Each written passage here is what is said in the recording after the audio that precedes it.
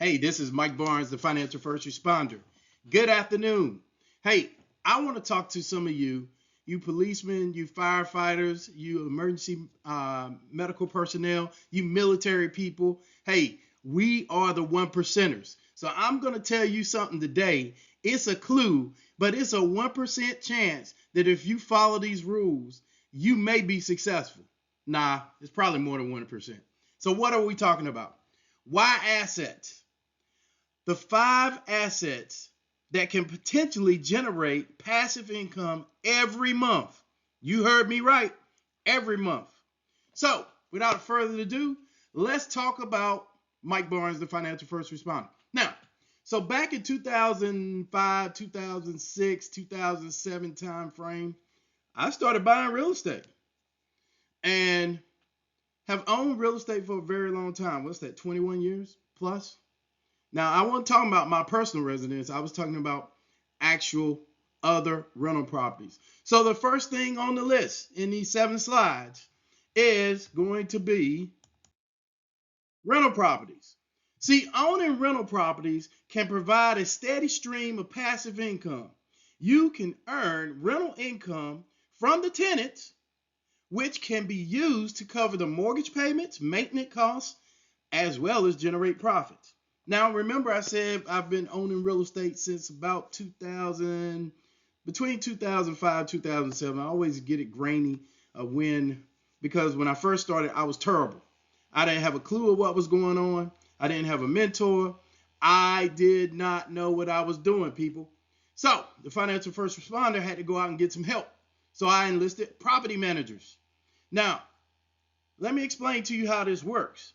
So you pay a percentage of your profits to the profit manager or management company, and they take care of finding the tenant, qualifying the tenant, collecting the rent, making sure that the things that need to go on happen. And you as the landlord, you're active and passive depending on your role, but you are allowing someone to work for you.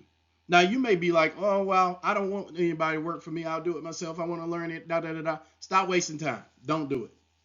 It is time consuming, especially if you got to take somebody to court. And I've done that.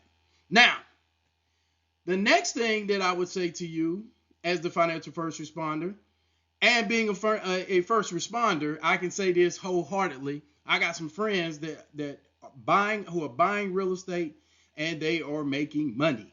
Okay. But they're taking the time to learn. They're listening to podcasts. They're doing all types of things, going to courses, doing all types of things. If you're a lazy person, don't do this program. Do not do rental properties, right? Now, I know some people are going to say, well, what about Airbnb? What about it? I don't do Airbnb. I'm long-term hold. Short-term rentals, yes, you can make a lot of money. However, you need to know what you're doing. So, going up next, survey says dividend-paying stocks. Now, I can tell you, being in the financial arena and having been a stockbroker at one point, I do not sell stock anymore. I used to have a 7, a 6, a 63, and a 65. I got rid of the 7, the 6, and the 63, kept my 65 as an investment advisor. Now, so I do not sell stock, right? But investing in dividend-paying stocks allows you to earn a portion of the company's profits regularly. Many companies pay dividends quarterly, but some pay monthly, providing a steady stream of income or income stream. Now, I want you to think about this. These are the heavyweights. These are the people who have been around the longest. These are the companies that have gone through the growth spurt and they are at a plateau, slightish growth portion. So they're able to pay dividends out to their shareholders. Like I said, there are some programs that I can offer you. However, you must qualify, meaning you must have a risk allocation questionnaire on file. You must actually be able to accept that risk before I would put you in something like this. However, whoever your financial advisor is, your registered rep, or whoever you deal with as far as your finances, may be properly licensed to actually provide this service. I don't want to tell you that I'm the only one can do it, because I'm not. This is an educational program. I am not giving financial advice. I get paid a fee for financial advice. Haha. Now, the next thing that I'm going to say is you may be involved in one of these, a real estate investment trust. Now, before I get started, real estate investment trusts can be apartment buildings. They can actually be single family homes, just a large group of them. They can be, one I like is actually storage units. You can actually have storage units in a real estate investment trust. But real estate investment trusts are companies that own, operate, and finance income producing real estate. By investing in the REITs, you can earn a share of the income produced through the real estate ownership without having to buy, manage, or finance any of the properties directly. Now, does the financial first responder own REITs? Yes, I do. Why do I do it? Because I trust me, but I also trust portfolio managers too. The key is you need to diversify. Now, this next one, I'm going to tell you is awesome. I talked about it previously. I'm not going to give you any companies today. I think I'm going to actually do a daggone series on this thing. But this right here, this one is awesome. And before you people that listen to the D and the R tell me about this, I don't want to hear it. Now, I know you're seeing credit cards. That's not what I'm talking about. Peer-to-peer lending. See, peer-to-peer lending platforms allow you to lend money to individuals and businesses in exchange for interest payments. See, while there are risks with this, like every other investment, this is a way that you can earn passive income from interest payments. Now, most of y'all are the borrower. And remember, in the Bible, it says the borrower is the slave to the lender. Now, I'm not suggesting that you make someone a slave.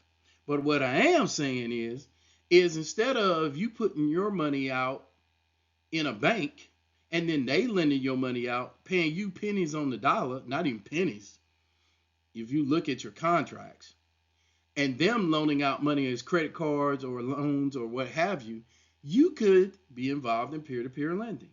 Now, I'm going to tell you up front, I wouldn't do this unless I had someone like a financial advisor, financial first responder, a financial planner, someone certified or licensed to actually sit down with me and look at my total financial condition. Now, yes, I said it. Now, anybody that comes back and says, oh, I did it and I lost money and it's your fault. Nope. The first thing I'm going to ask you is what risk mitigations did you take? Well, I won't be asking. My attorneys will be asking. Now, the next thing I'm going to talk to you about is something that's near and dear to my heart, because back in the day, this was one of the ways, I said one of the ways, not the only way, that people actually got money on a monthly basis or a yearly basis or a quarterly basis or semi-annually. And what do you say that is? I'm glad you asked. That would be annuities.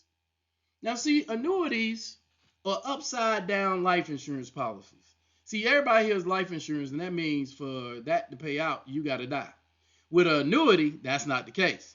See, an annuity is a financial product that's provided by an insurance company, okay, which has a series of payments over a predetermined period.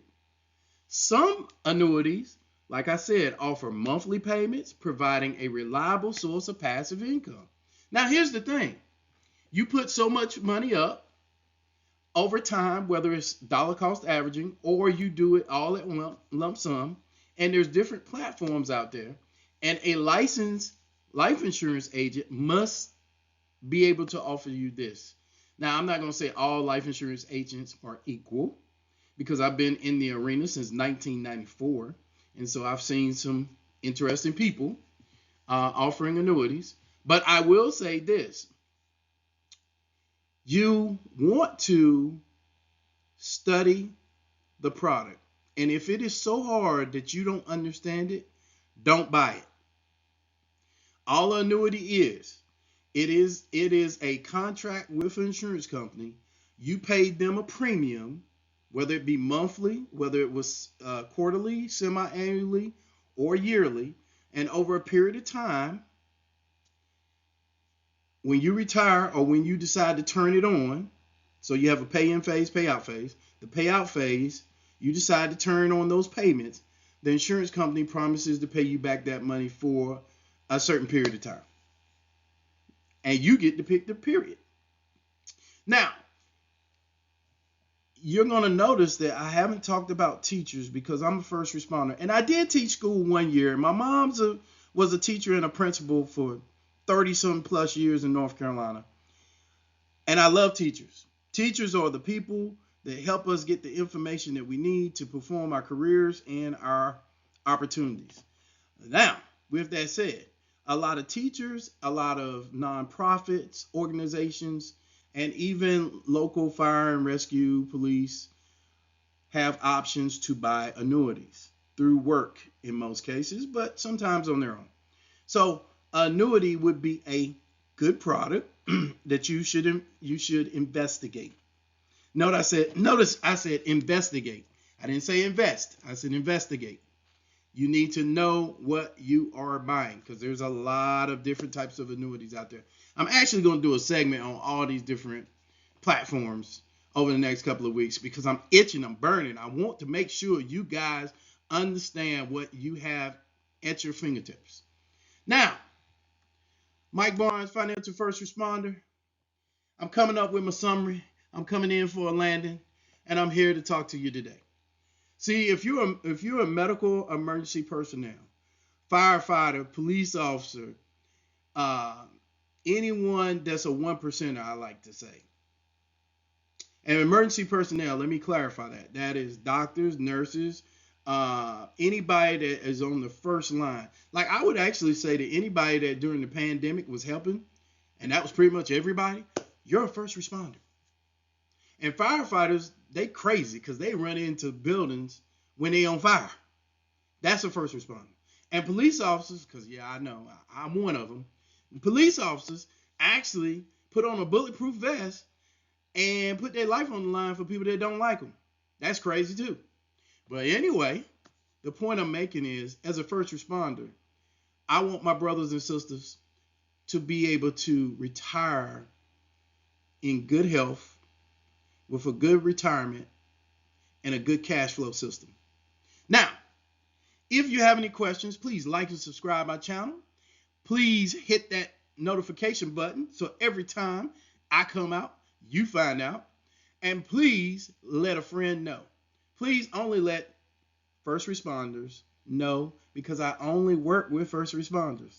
Hey guys, I do have older clients that I still work with, but the majority of my clients look like first responders.